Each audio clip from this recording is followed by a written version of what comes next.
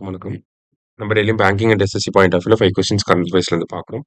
இன்னைக்கு என்ன கொஸ்டின்ஸ் இருக்கு அப்படின்னு சொல்லி பார்ப்போம். First one, national sports tribunal is one of the important provisions of the national sports governance bill அப்படின்னு சொல்லி கொடுத்துருக்காங்க. ஸோ இந்த நேஷனல் ஸ்போர்ட்ஸ் கவர்னன்ஸ் பில்ல national sports board, national sports tribunal, அடுத்ததாக பார்த்தீங்கன்னா national sports election group committee அப்படின்னு சொல்லி 3 விஷயங்களை உருவாக்க போறாங்க.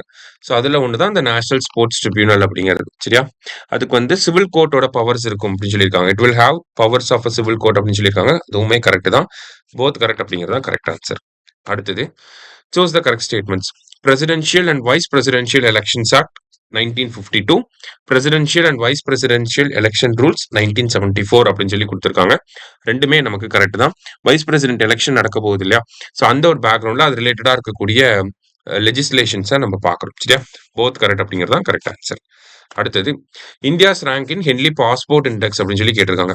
ஸோ இதுல ஃபர்ஸ்ட் ரேங்க் யாருன்னா சிங்கப்பூர். இந்தியாவோட ரேங்க் என்ன அப்படின்னா, முன்னாடி 85ல இருந்தோம், இப்போ 77th ரேங்க் வந்து நம்ம டெவலப் ஆயிருக்கும். ஓகே, முன்னாடி வந்திருக்கும். இந்தியாவோட ரேங்க் வந்து 77th ரேங்க். இந்தியாவோட பாஸ்போர்ட் வச்சிருக்கிறவங்க கிட்டத்தட்ட 59 கண்ட்ரீஸ்க்கு வந்து பாத்தீங்கன்னா விசா இல்லாம போக முடியும். ஓகே, விசா ஃப்ரீ டிராவல் அப்படிங்கிறத நம்ம பண்ண முடியும். சரிங்களா?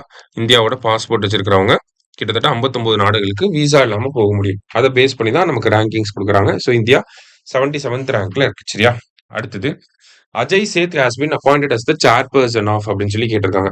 ஸோ அஜய் சேத் எதோட சேர்பர்சனா வந்திருக்காரு அப்படின்னு சொல்லி பாத்தீங்கன்னா, IRDAIயோட சேர்பர்சன். சரியா? NPCIயோட சேர்பர்சன் யாருன்னா அஜய் குமார் சௌத்ரி. ஓகேவா? இதுக்கு வந்து அஜய் குமார் சௌத்ரி. அடுத்தது, ட்ராயோட சேர்பர்சன் அனில் குமார் லஹோட்டி அப்படிங்கிறவர். ஓகேவா? அனில் குமார் லஹோட்டி வந்து ட்ராயோட சேர்பர்சன். செபியோட சேர்பர்சன் வந்து யாருன்னா துகின் கந்தா பாண்டே அப்படிங்கிறவர். ஓகேவா? துகின் கந்தா பாண்டே வந்து செபியோட சேர்பர்சன். சரியா? லாஸ்டா, India is set to sign a free trade agreement with which of the following country அப்படின்னு சொல்லி கேட்டிருக்காங்க. ஸோ இந்தியா ரீசெண்டா வந்து பிரிட்டனோட இந்த ஃப்ரீ ட்ரேட் அக்ரிமெண்ட் அப்படிங்கறத நம்ம பிரைம் மினிஸ்டர் நரேந்திர மோடியும் அவங்களோட பிரைம் மினிஸ்டர் கீர் ஸ்டாமர் அவங்க 2 பேரும் நேத்து இந்த அக்ரிமெண்ட் வந்து சைன் பண்ணியிருக்காங்க. சரியா? இன்னைக்கு 5 கொஸ்டின்ஸ் வந்து பார்த்திருக்கோம். தேங்க்யூ. சுரேஷ் IAS அகாடமி, வெற்றியின் முகவரி.